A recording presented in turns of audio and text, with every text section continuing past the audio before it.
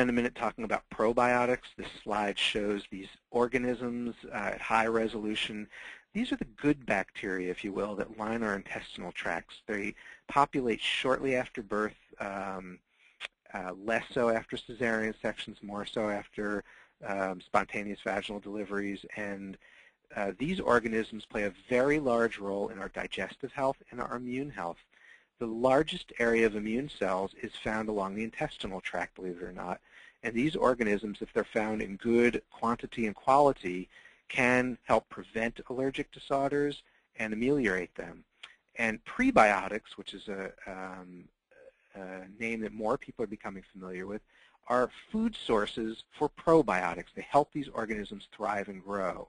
They tend to be fructooligosaccharides, things like inulin, that help the probiotics thrive, and now many supplements contain both. Probiotics are found in cultured foods such as yogurt, kefir, and others. For those who cannot tolerate dairy, there are high-quality supplements. And when we use probiotics for treatment or we need them in high doses, I don't typically rely on cultured foods because the quantity of organisms is not predictable or reliable. Shelf life is different, and it really varies from product to product. And so there are different strains and types of probiotics like Acidophilus, Lactobacillus acidophilus, Saccharomyces boulardii, etc. Some of those are bacteria, some of them are yeast.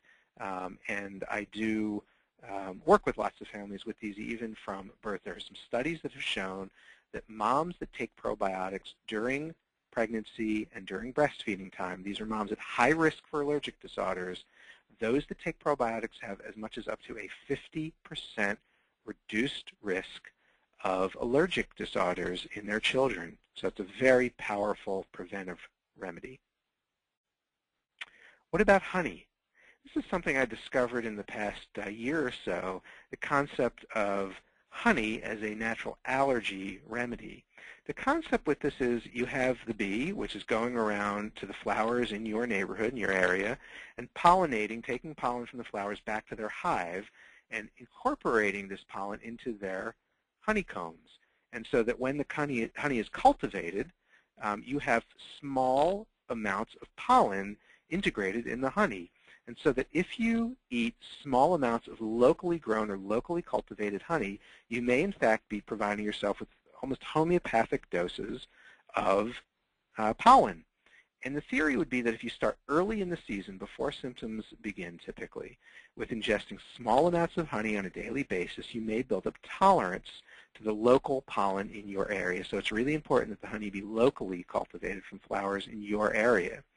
People in New York City often say to you, well, how am I going to do that? Believe it or not, we found for a recent spot we did on Good Morning America, there is New York City rooftop honey. And these are hives that are cultivated on the rooftops in Manhattan from bees in Central Park and other areas. So there's really every area you should be able to find locally grown honey. And if you start early on, now some people have raised to me the question, well, what happens if I'm very allergic to pollen? Can I get allergic symptoms from eating the honey? And the truth is, once your symptoms have started, it happens rarely, but some people do experience allergic symptoms from eating the honey. So be careful, don't use large doses, and start early in the season. What about other areas of remedies that we're going to talk about? We talked about nutrition. We'll turn now to herbals or botanical therapies. One general caveat, although I'm certainly not an anti-herbal person, I really believe in the healing power of plants and teach kids in our community all the time about them. We do need to be careful, especially in children. There's not a lot of research on some of these herbal remedies, and just because something's natural does not mean it's safe. Some people are familiar with their medicines today, such as digoxin that comes from the digitalis plant.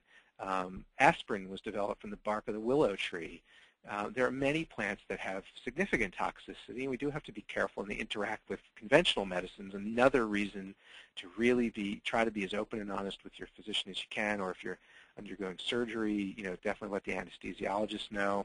But there are some plants and herbals that are quite safe. Chamomile, for example, is a great remedy for colic for babies or to help soothe an irritated child. Lavender is a wonderful aroma to smell that can be very calming. There are some herbs and plants that have been studied for allergic disorders. Butterbur is one that has been shown in adults specifically, in children over the age of 12, to be quite effective as an seasonal allergic rhinitis remedy. There have been some questions about high doses and safety in younger children. This is of great debate in the naturopathic and herbal community, but I am careful about the use of Butterbur in young children. Pycnogenol, however, is a very safe herb. It comes from, it's a French maritime pine bark extract. Has been studied for allergic disorders, asthma. It's a very powerful antioxidant and does seem to be safe at young ages. Has been studied in young children both for allergies and for attention deficit disorder, interestingly, and found in small pilot studies to be effective as well. It's typically one dose taken in the morning. I don't typically discuss milligrams or dosing range because it's so individual. I know people wonder, well, great, what dose should I take? What brand should I take? It's really outside the scope of this talk, but you need to find someone who's knowledgeable or a naturopath, an herbalist, a pediatrician, somebody who knows about the use of herbs. Boswellia is another one, comes from the tradition of Indian medicine or Ayurveda.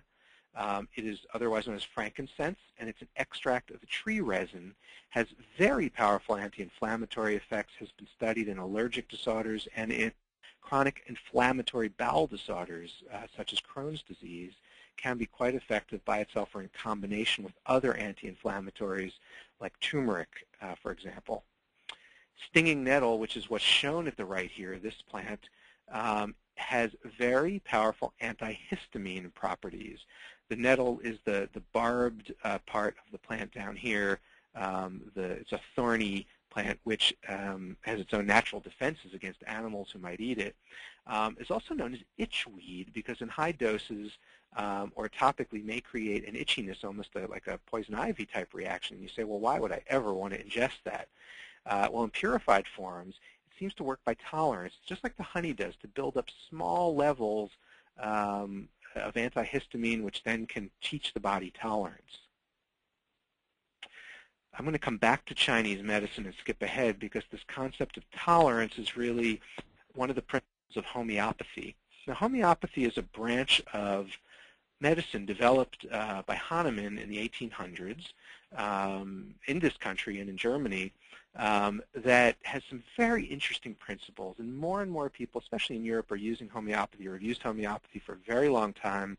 These are very dilute substances of natural products, herbs, minerals, animal products that are diluted and sometimes thousands and millions of times, so that the theory in homeopathy is the more dilute a substance, the more powerful it is. It almost works energetically. And that you use products, for example, for allergic rhinitis, which you have weepy eyes and nose, a derivative of the onion, or Allium cepa, a very dilute version will cause the opposite symptoms that breathing or eating an onion might cause, and can clear up those runny eyes and runny nose symptoms. It's fascinating. And this is a concept called like cures like, or law of similarity. It's very controversial in conventional Western medicine. Some physicians strongly believe it's quackery. However, it can be quite powerful and quite effective in subsets of people, has been shown in some very interesting placebo-controlled trials to be effective above and beyond placebo. It has been studied for seasonal allergies. We do have some children and families who swear by the use of homeopathic remedies, either single remedies like Allium cepa or combination remedies for allergies that can be quite effective without any of the sleepiness or hyperactivity side effects some of the conventional medicines have.